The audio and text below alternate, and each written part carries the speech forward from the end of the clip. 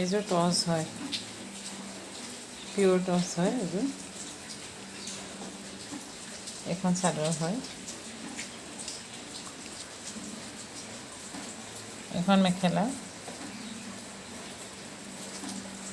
এখন মেখেলা হয়।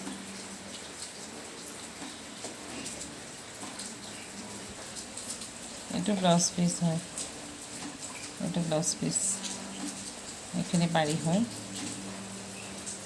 পিয়ৰ টচ হয় এইযোৰ, এইখিনি পাৰি হয়, এইখিনি চাদৰৰ পাৰি। চুকেতে যোগাযোগ কৰিব পাৰিব।